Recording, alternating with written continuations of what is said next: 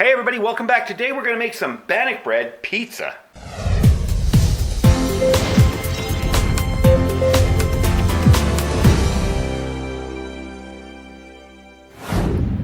Alright, thanks for joining me today. I'm going to try something different, okay? I've made Bannock bread on this channel many times. It's an awesome camp bread, awesome survival food should you not have yeast, and you have flour and baking powder. And what I want to do today is use it as a pizza crust. So I'm going to set this up. I have everything out here. It's just easier to carry this stuff out in bags. We're going to mix it up in here, and then we're going to take it outside and cook it over a fire in my rocket stove that I built.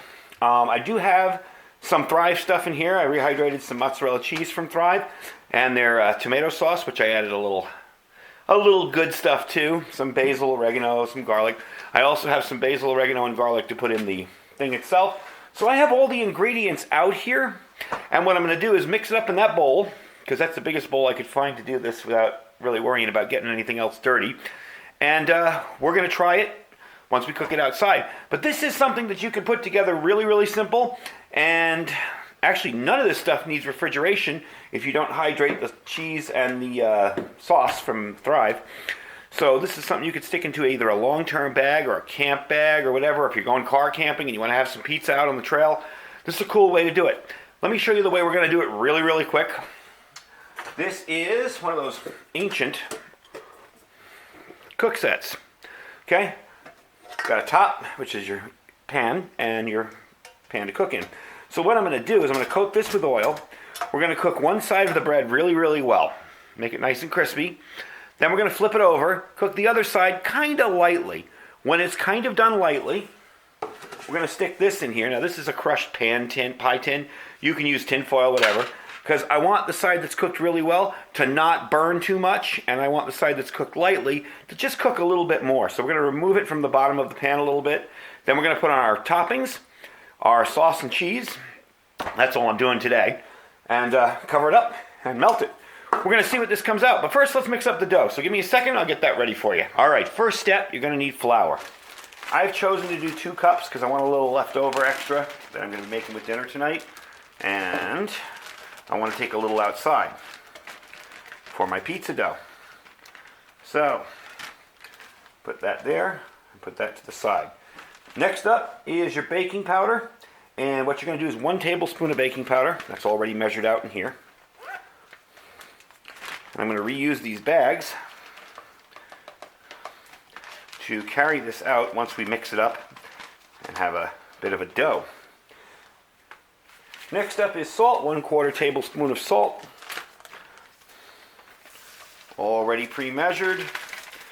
Now again, once I do this you can do at home, and you can mix this all up and it's ready to go, and without adding water, you can stick this in a bag and carry it with you, and it's good for probably a year or 2 once you mix it all up. Alright, next up, I'm going to do a little bit different with this one. I'm going to put a little bit of herbs on it, because we want this to be kind of a Italian tasting crust. So I'm not going to use all of this, but I have a little garlic, oregano, and basil. So I'm just going to sprinkle a little in. There we go. I don't want to use the whole bag because I don't want it to be too strong. Let me clean off my hands here.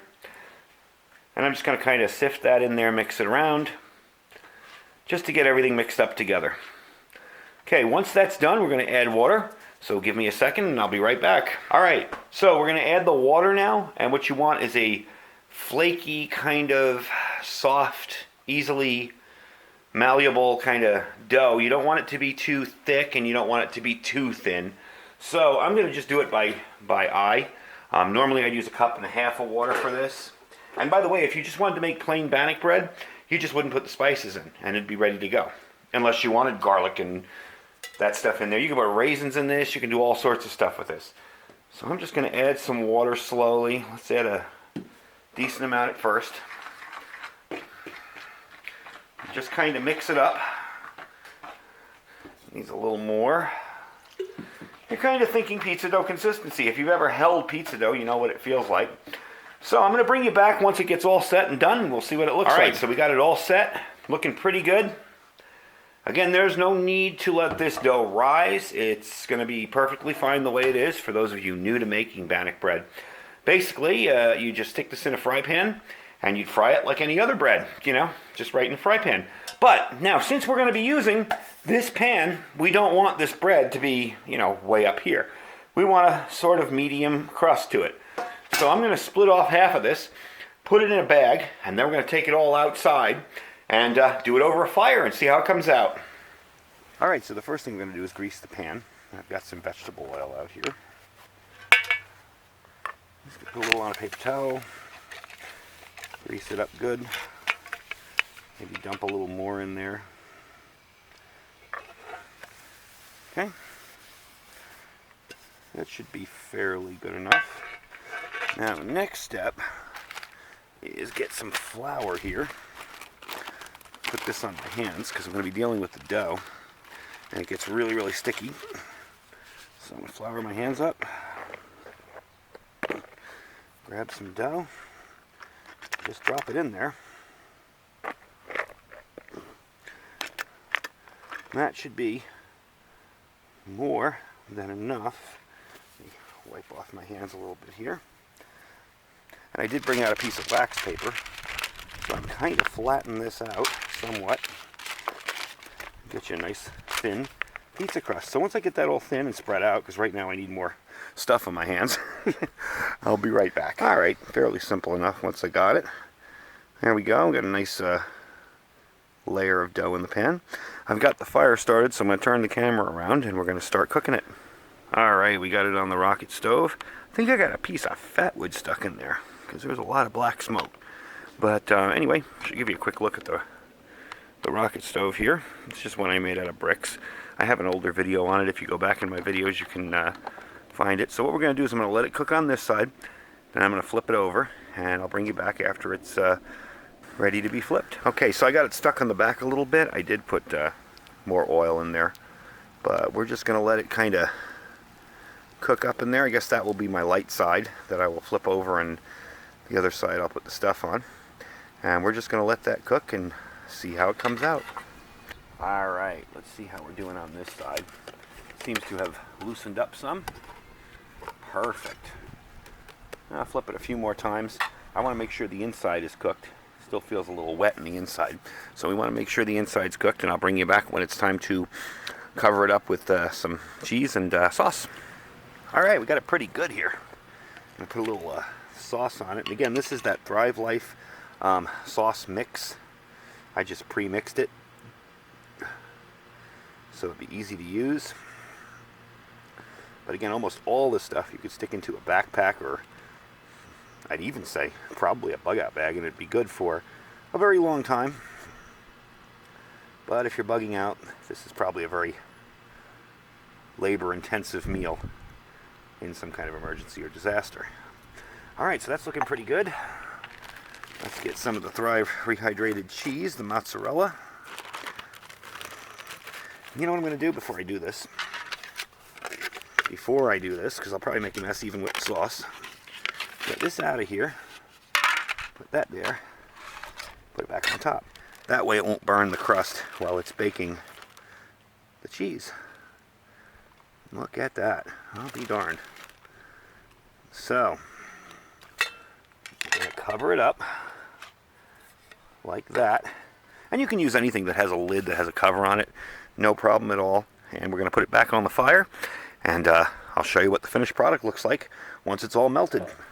All right, there it is. Looks pretty good. I noticed that the cheese didn't melt as well. I'm not sure if that's the cheese or if I didn't generate enough heat on top. But you know what? I'm sure it's going to taste good. It might be the cheese because it's rehydrated. So let's take it inside and cut it up and have a piece. All right, back inside. And with time, the cheese is melting a little bit. I just suspect it's because it's rehydrated. It may not melt as well. It's the first time of me using the mozzarella cheese. It cuts very easily. Let me get a little piece here. Give you a look at what we got. There you go. Looks pretty darn good. Let's try it out. Oh yeah. Excuse my chewing. Oh yeah. That is awesome. Seriously. That is really, really good. So, gives you an idea how to work with your storage foods and make things that maybe give you a little, bring a little comfort to you. It is kind of a comfort food, you know, but something you might want to make with some of your storage foods. It also gives you an idea for something on the trail. Say if you're going out camping and you want something different, you're tired of your Mountain House stuff and you want something a little different. And using the Thrive powdered stuff, the freeze-dried cheese and the powdered sauce, you can really make a good pizza. And by the way, the powdered sauce is excellent. I thought it was going to be nasty, and I'll write down the name on the bottom. I thought it was going to be nasty when I first tried it a while back, but it's really good, and it really tastes like a real marinara sauce. Anyway, thanks for watching. Don't forget to check out our store down below, our Amazon store. Even if you're not buying anything in the store, you can still shop around, and helps us bring more content to the channel. And don't forget to check out our Thrive Life Foods, which is below that, the link down below. You can get the freeze-dried cheese and the freeze-dried dehydrated sauce there. Makes this a shelf-stable meal you can pretty much take anywhere. Anyway, thanks for watching. Stay safe and stay prepared.